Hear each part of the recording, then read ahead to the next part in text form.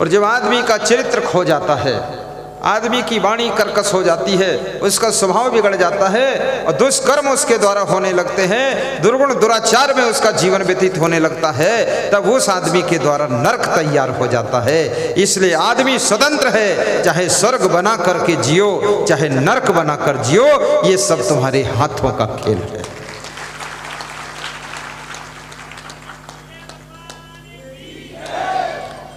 अब मुझे उम्मीद है कल से तुम सब लोग अपना अपना घर स्वर्ग बनाओगे। घर स्वर्ग कैसे बनेगा? स्वर्ग स्थिता नाम यही जीवलोक के चत्वर चिन्हानि वसंत देहे दान प्रसंगो मधुरा च वाणी देवार्चनम ब्राह्मण तर्पणश्च। ये चार चीजें यदि आपके घर में मौजूद हैं तो आपका घर स्वर्ग बन जाएगा। नंबर 1, सबसे पहली बात, आप दान प्रसंग, दानी बनिए, देना सीखो दूसरों को, देने का भाव पैदा करो। नदियाँ समुद्र को पानी देती हैं तो नदियों का पानी मीठा रहता है, लेकिन समुद्र लेता तो है, देता नहीं है, इसलिए उसका पानी खारी हो जाता है। देने वाले लोगों की जिंदगी ही स्वर्ग जैसी मीठी बनती है, और केवल लेते ही रहो तो खारी हो जाओगे, नरक हो जाएगा। देना भी सीखो।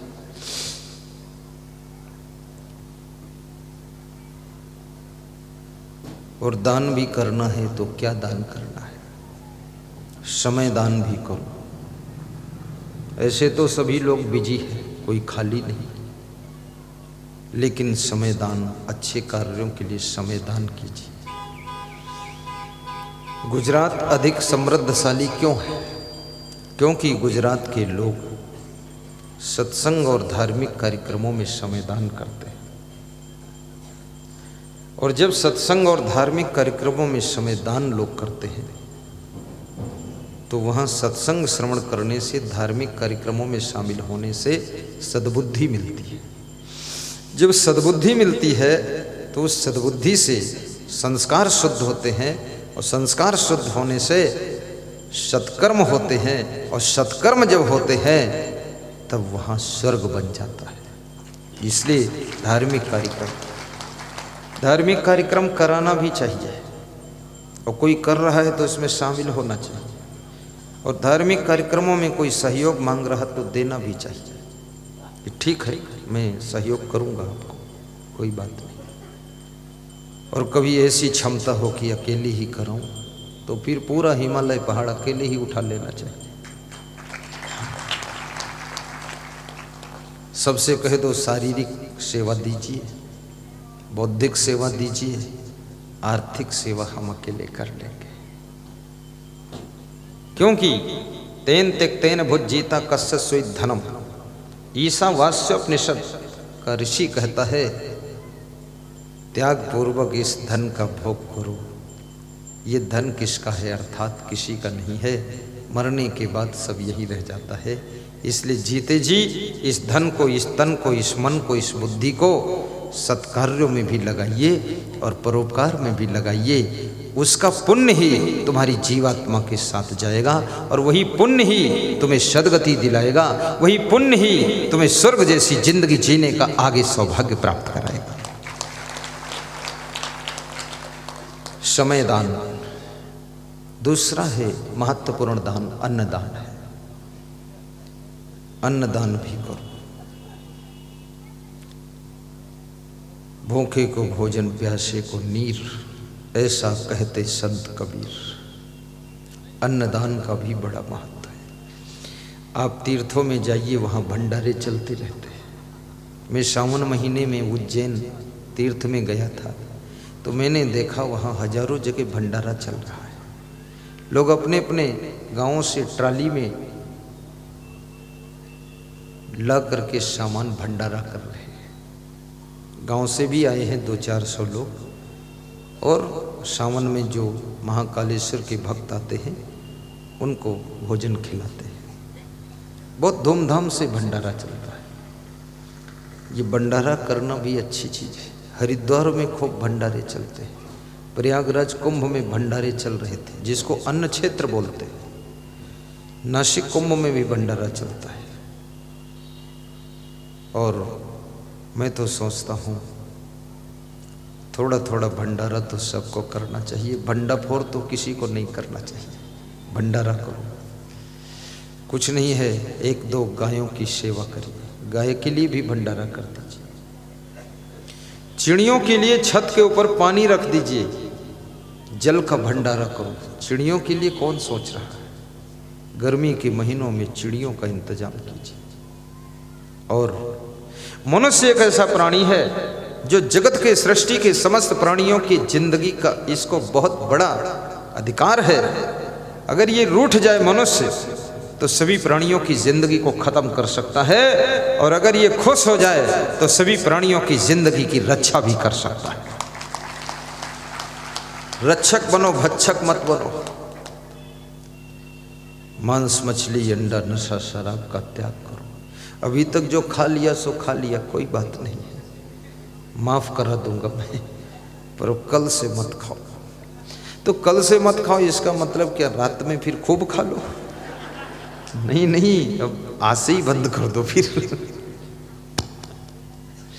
मैंने कल एक कथा सुनाई थी कि एक आदमी हरिद्वार में गया और गंगा में डुबकी लगा रहा था। थोड़ा कथा बच गई थी। तो जब डुबकी लगाया तो उसकी माँ ने कहा कि बेटा, गंगा में जब स्नान किया जाता है तो कुछ त्याग किया जाता है, तो कुछ त्याग कर दो। तो उसने कहा कि मैं आलू छोड़ रहा हूँ, आलू खाना।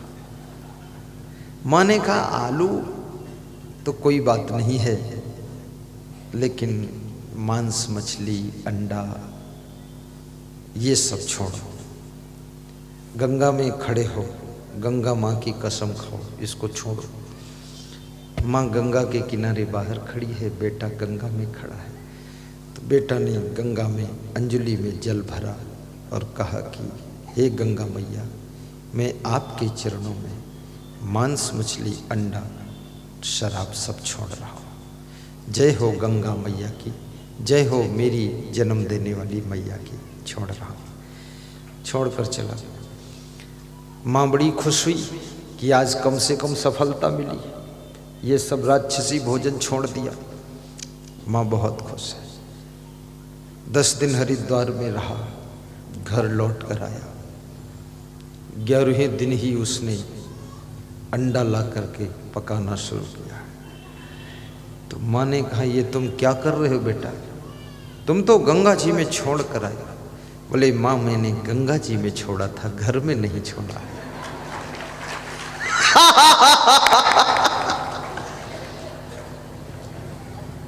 ये घर है, ये गंगा नहीं है। तर्क करने वालों को कौन समझा सकता है? जिनके पास बहुत तर्क कुतर्क है, कौन समझाए? लेकिन प्रकृति ने मनुष्य को मांस खाने योग्य नहीं बनाया, क्योंकि जो मांसाहारी प्राणी हैं वे जीभ से चाट कर पानी पीते हैं, और जो शाकाहारी हैं वे घूंट कर पानी पीते हैं। जैसे गाय है, घूंट कर पानी पीती है, चाट कर नहीं। इसलिए गाय शाकाहारी है। गाय के सामने मांस रखो, नहीं खाएगी, भूखी रह लेगी 2 दिन, लेकिन जब खाएगी घास भूसा खाएगी। वो शाकाहारी, घोंट कर पीती। लेकिन शेर है, बाघ है, चीता है, भेड़िया है, ये सब चाट कर पानी पीते हैं जीभ से। मुंह तो बहुत बड़ा है इनका, लेकिन जीभ से चाट चाट कर पीते हैं। ये मांसाहारी प्राणी है। और इनके सामने अगर शेर, बाघ के सामने आप घास रख दो तो नहीं खाएगा, जब खाएगा वो मांस ही खाएगा। और मनुष्य ये भी चाट कर पानी पीता कि घोंट कर? घोंट कर। अब कुछ लोग अगर मेरी बात को काटना चाहें तो चाट कर भी पी लेंगे। मनुष्य का कोई ठिकाना नहीं। हाँ, ये है बड़ा खुराफाती इंसान। ये घोंट कर पीता है, गिलास भर दूध लेगा, घोंट कर पी लेगा, गटगट गटगट पी सकता है। लेकिन ये शाकाहारी प्राणी है, परंतु ये मांसाहार भी करता है। हमारा आपका शरीर शाकाहारी की दृष्टि से बना हुआ है। और यदि हम मांसाहार करते हैं तो क्या होगा? मनुष्य शरीर में मांसाहार करने से इस शरीर के छूटने के बाद, मृत्यु के बाद, फिर हमारा जन्म मांसाहारी खाने में ही होगा, जहाँ मांसाहार ही कर सके। तो फिर आए हो तुम कहाँ से और जाओगे कहाँ? क्योंकि ये मांसाहार करने में रुचि है और मनुष्य जीवन में संकोच लगता है।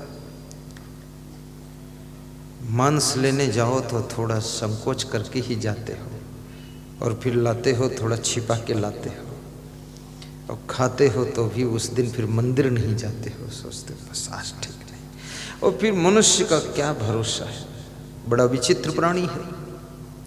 विधायक के लिए आज्ञा देता हूँ, शाहजहाँपुर जा सकते हैं, लेकिन अगले साल बुलाना भी, फिर बुलाना गुना। विधायक जी आशीर्वाद है, हाँ विदा कर दो प्रेम से। और विधायक के ऊपर तुम लोग को जंतर मंत्र मारो तो ये भी कुछ सत्संग कराए तो अच्छा है, सबका कल्याण। आशीर्वाद है। साहिब बंद अंकुर भखे सो मानवा, मांस भखे सो काल, मांस भखे सो स्वान, जीव बधे सो काल है, सदा नरक परमान। खाई कबाब शराब सरोजा, निस्दिन पर नारिनी कहाँ खोजा।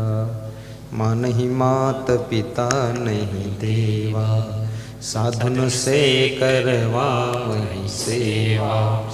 जिनके यश आचरण भवानी, ते जानहु निश्चर सम प्राणी। जिनके यश आचरण भवानी, ते जानहु निश्चर सम प्राणी। खाई कबाब शराब सरोजा, निस दिन पर नारिन कहाँ खोजा। जिनके यश आचरण भवानी, ते जानहु निश्चर सम प्राणी। माँ नहीं मात पिता नहीं देवा, साधुन से करवा वही सेवा। ये मानस की चौपाइया है। बालकांड में शिव और पार्वती का प्रसंग है। भवानी जी शिव जी से पूछती हैं कि हे शिव जी, हे भगवान। प्राचीन समय में स्त्रियां अपने पति को भगवान भी कहती थी, और पति अपनी पत्नी को भागमती कहता था। भागमती। आजकल धीरे धीरे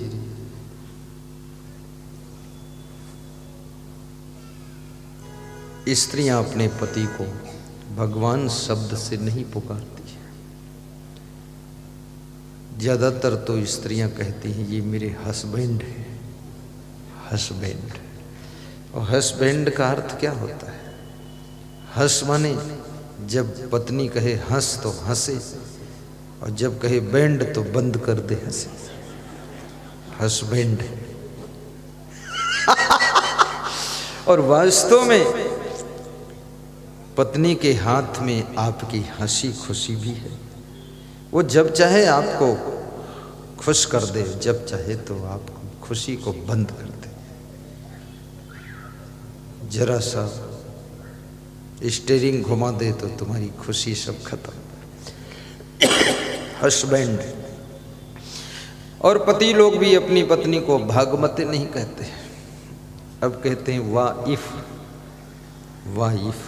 अगर नाराज हो जाए तो नाइफ, चाकू। और कितने लोग कहते हैं ये मेरी धर्म पत्नी। अब तो मेम साहब भी लोग कहते हैं, मेम। वो बकरी में करती ना, मैं मैडम। क्या बात है। इतने अच्छे शब्द हमारी हिंदुस्तान की संस्कृति में, भारतीय संस्कृति में थे, उनको हम खोते जा रहे, भूलते जा रहे हैं और पाश्चात्य असभ्यता के शब्दों का प्रयोग करते जा रहे हैं। बहुत सुंदर शब्द है, ये हमारी धर्म पत्नी है। भगवान श्री राम कहते थे ये मेरी भार्या सीता जी है। आप भी थोड़ा इन शब्दों को सीखो और शब्द की शक्ति को भी पहचानो। शब्द का बहुत बड़ा प्रभाव होता है और जिसको शब्द बोलना आ गया, बिजनेस में भी सफल होगा, पॉलिटिक्स में भी सफल होगा, साधु लाइन में भी सफल होगा। शब्द का खेल बहुत बड़ा है। आज राजनीतिक क्षेत्र में मैं देखता हूं सभी राजनेता भाषण करते हैं, लेकिन सबसे एक क्लास का भाषण नरेंद्र मोदी जी का है। उसके अंगुली उठाने का ढंग भी निराला, ऐसे उठाता और कभी कभी हाथ ऐसे चलाता लगता तलवार ही चला दिया है। कभी कभी चेहरे पर जोश भी दिखाते हैं, कभी कभी हल्का मुस्कुरा देते हैं और भाइयों बहनों से शुरुआत करते हैं। इतना प्रखर वक्ता वो ना होते तो इतनी बड़ी जीत भी उनको मिलना मुश्किल थी। इसलिए अगर राजनीति में सफल होना चाहते हो थोड़ा प्रखर वक्ता बनो, प्रखर वक्ता। और प्रखर वक्ता बनना चाहते हो तो क्या करना चाहिए? पता लगाओ जाकर तो क्या करना पड़ेगा। प्रखर वक्ता बनना चाहते हो तो महान पुरुषों का अध्ययन करो, आध्यात्मिक ज्ञान भी सुनो और जो टॉप के वक्ता हैं उनको भी सुनो और भोजन कम करो, योगा करो, व्यायाम करो। प्रखर वक्ता। और प्रखर वक्ता बनना चाहते हो तो क्या करना चाहिए? पता लगाओ जाकर तो क्या करना पड़ेगा। प्रखर वक्ता बनना चाहते हो तो महान पुरुषों का अध्ययन करो, आध्यात्मिक ज्ञान भी सुनो और जो टॉप के वक्ता हैं उनको भी सुनो और भोजन कम करो, योगा करो, व्यायाम करो, अच्छे काम करो, गलतियां कम करो ताकि आपका मनोबल गिरने न पाए, संकोच में ना पड़ो। ज्यादा गलती करोगे, बुद्धि होते हुए आपका वक्तव्य कमजोर हो जाएगा क्योंकि संकोच में पड़ जाओगे। इसलिए संकोच भी नहीं होना चाहिए। और बोलने में बहुत जल्दी जल्दी भी मत बोलो, बड़बड़ बड़बड़ बड़बड़ बड़बड़ ऐसे नहीं। बहुत धीमी स्पीड भी मत बोलो, एक जैसी चाल में मत बोलो, उतार चढ़ाव रखो। एक जैसा तुम बोलते जाओ लगेगा किताब पढ़ रहे हैं क्या ये। और कितने नेता तो बोलना नहीं आता तो पहले से लिख के रख लेते हैं, बेचारे थोड़ा नीचे देख के पढ़ते फिर ऊपर देखते हैं, इज्जत बचाकर घर पहुंच जाते हैं। बोलना आता। बोलना बहुत बड़ी कला है, ये छोटी कला नहीं। समझाना भी बहुत बड़ी कला है।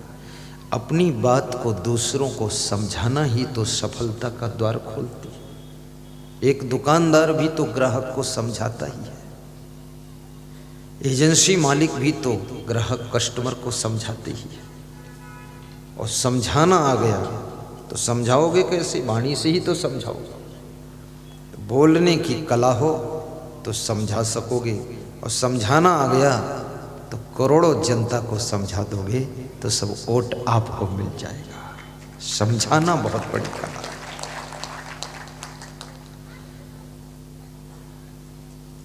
और ये भी कहूँगा केवल बोलने में भी सफलता नहीं है। मनमोहन सिंह ने जिंदगी में कभी भी बोला ही नहीं और 10 साल प्रधानमंत्री बनकर रहा।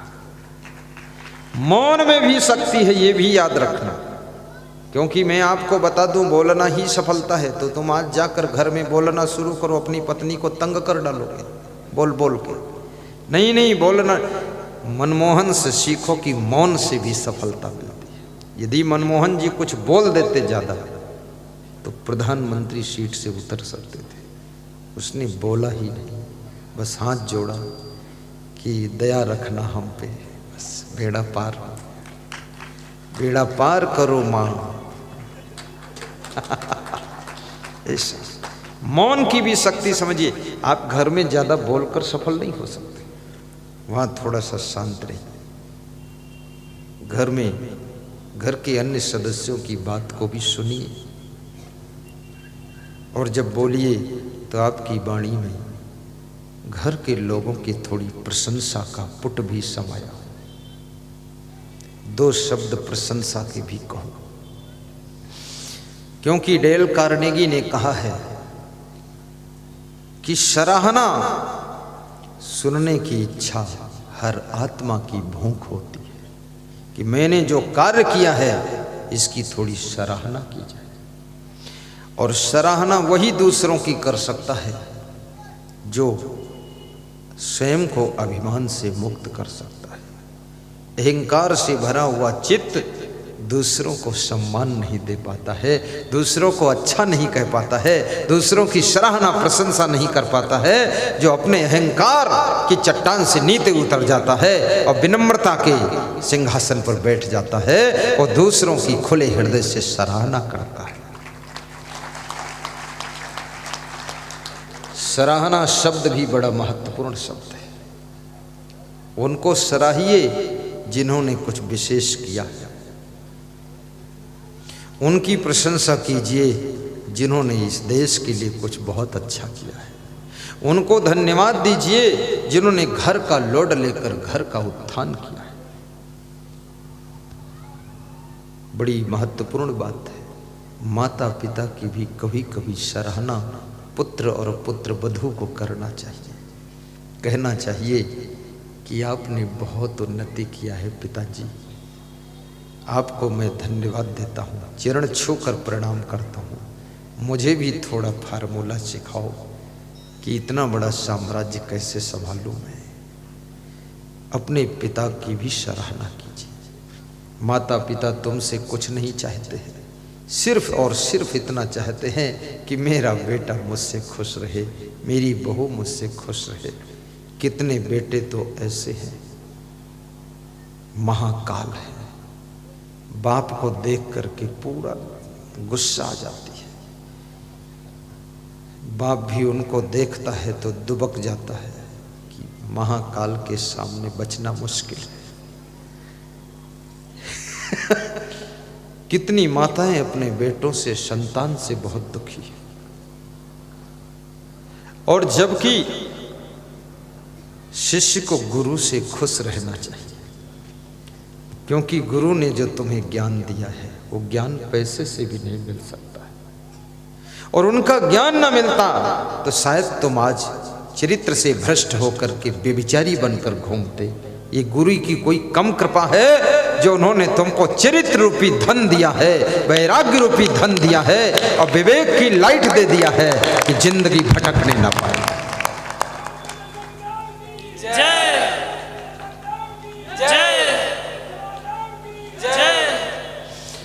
कभी कभी अपने गुरु से भी कहो कि गुरुदेव आप निश्चिंत हो जाइए, मैं सब संभाल रहा हूँ, संभालूंगा। मैं अपने गुरुदेव से जब मिलता हूँ तो बता देता हूँ कि आप तो सोचना भी मत, दिन में सो, रात में सो, रात में रजाई में हंसो, सब मेरे ऊपर जिम्मेदारी है। मैं आपके शिष्यों को भी संभालूंगा, आपको भी संभालूंगा, आश्रम का भी, सब टोटल हमारे ऊपर। और हमको आनंद इतना आता है, जिस दिन से मैंने टोटल जिम्मेदारी लिया हूं उस दिन से मैं महाबुद्धिमान बन गया हूं। जब तक तुम जिम्मेदारी नहीं लोगे तब तक तुम बुद्धू नाथ बने रहोगे, और जिस दिन तुम अधिक से अधिक जिम्मेदारी लोगे तो तुम बुद्धिमानों से भी बड़े बुद्धिमान बन जाओगे। इसलिए जिम्मेदारियां लीजिए। और कामचोर, निकम्मा, आलसी आदमी जिम्मेदारी लेना ही नहीं चाहता। वो कहता कौन झंझट में फंसे, कौन कंझट में फंसे, कौन बवाल में फंसे। अरे बवाल नहीं है, बुद्धि का भंडार खुल जाएगा। देखना ये जिम्मेदारियां लेकर। सरस्वती के भंडार की बड़ी अपूर्व बात, सरस्वती के भंडार की बड़ी अपूर्व बात। और ज्यों ज्यों खर्चे त्यों त्यों बढ़े और बिन खर्चे घट जाता। ये बुद्धि के भंडार की बड़ी अद्भुत बात ये है, इसको जितना ज्यादा खर्च करो उतना ज्यादा ये बढ़ती है, और नहीं खर्च करोगे तो बुद्धि खत्म, खोपड़ी केवल बचेगी बस। जाने क्या जादू भरा हुआ गुरुदेव तुम्हारी वाणी में, जाने क्या जादू भरा हुआ गुरुदेव तुम्हारी वाणी में, संत तुम्हारी वाणी में, गुरुदेव तुम्हारी वाणी में, संत तुम्हारी वाणी में, गुरुदेव तुम्हारी वाणी में, हे कृष्ण तुम्हारी गीता में, कबीर तुम्हारी बीजक में, हे कृष्ण तुम्हारी गीता में, कबीर तुम्हारी बीजक में। बोलिए सद्गुरु भगवान की जय। ध्यान देना, शिव जी पार्वती को समझा रहे हैं कि खाई कबाब शराब सरोजा, निस्दिन पर नारिन कहाँ खोजा।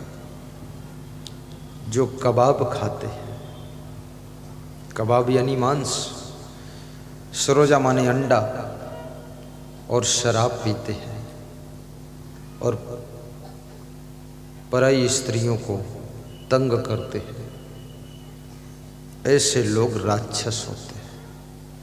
उनका राक्षस नाम दिया शिव जी ने। शिव जी बहुत ज्ञानी थे, शिव जी महान थे, बुद्धिमान थे। पार्वती जी विदुषी महिला थी, प्रश्न पूछती थी। पार्वती जी कोई साधारण नहीं थी।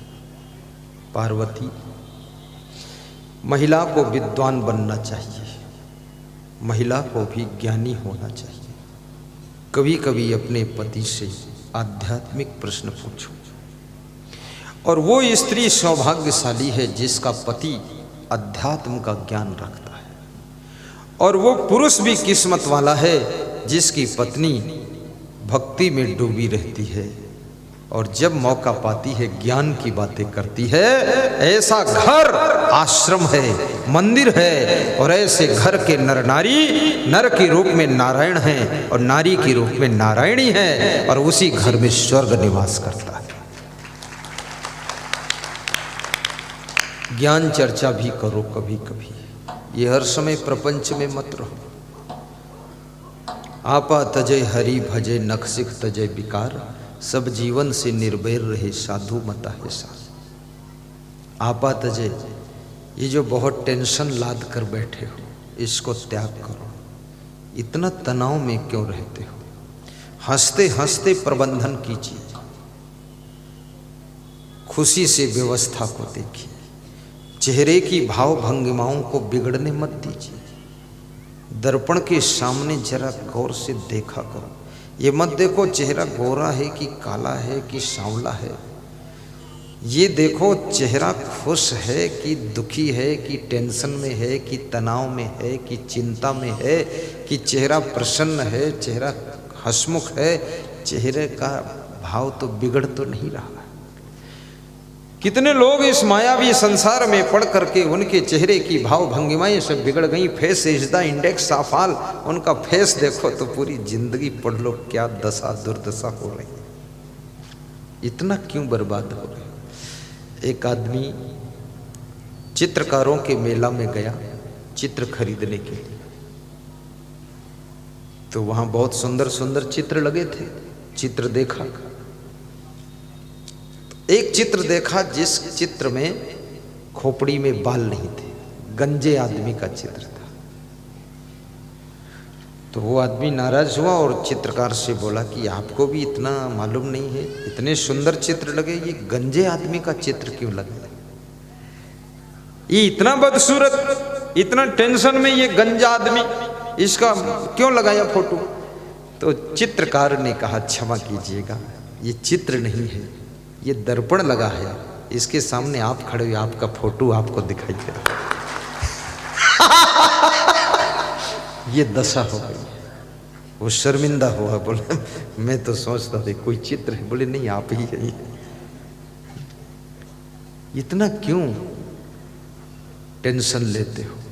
संतापाद भ्रश्यते रूपम, संतापाद भ्रश्यते बलम, संतापाद भ्रश्यते ज्ञानम, संतापाद व्याधिम इच्छति।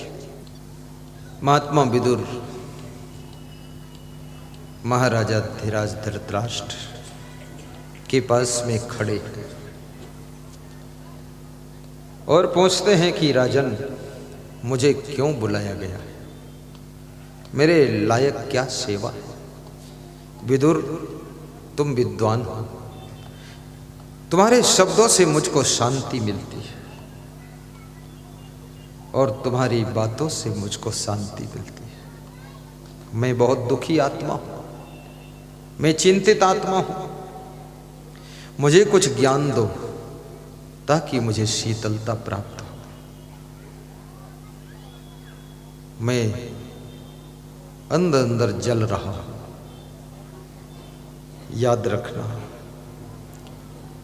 तादाद से ज्यादा गलतियां करने वाले लोग अंदर अंदर जलते रहते हैं। सीमा से ज्यादा मर्यादा का उल्लंघन करने वाले लोग अंदर अंदर दुखी ज्यादा रहते हैं। ये अंदर का मामला है। तुम किसी के साथ में गलत कर सकते हो, वो कमजोर है, सह लेगा, रो लेगा, दुखी हो लेगा, लेकिन दुर्बल को न सताइए जाकी मोटी हाय। मरी खाल की श्वास सो लौह भस्म हो जाए, लौह भस्म हो जाए। जिस समय भोपाल में कबीर महोत्सव मनाया जा रहा था, राष्ट्रपति श्री रामनाथ कोविंद जी ने ये दोहा कबीर का कहा था और उन्होंने कहा था, शिवराज जी पहले गुरु जी को 10 मिनट प्रवचन करवाइए, उसके बाद हम बोलेंगे। वास्तव में आज तो दुर्बल है, किसी को पता नहीं कल वो सबल हो सकता है, प्रबल हो सकता है। आज जो सबल है आने वाले दिनों में दुर्बल भी हो सकता है। इसलिए किसी को दुर्बल समझ करके सताइए मत, बल्कि उसको मदद कीजिए, वो भी थोड़ा सबल हो जाए। जो सीढ़ी नहीं चढ़ सकते हैं उनको थोड़ा सहारा दीजिए, धक्का देकर गिराइए मत।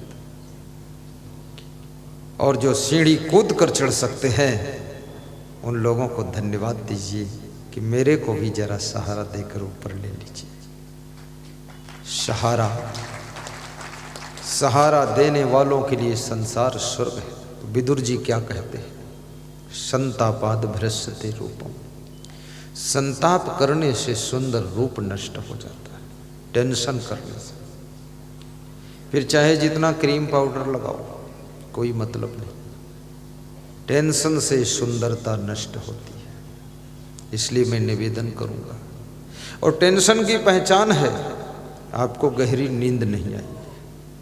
टेंशन की पहचान है खाना खाने के बाद शाम को अगर पूछा जाए आज दोपहर में क्या खाया था तो याद नहीं रहता।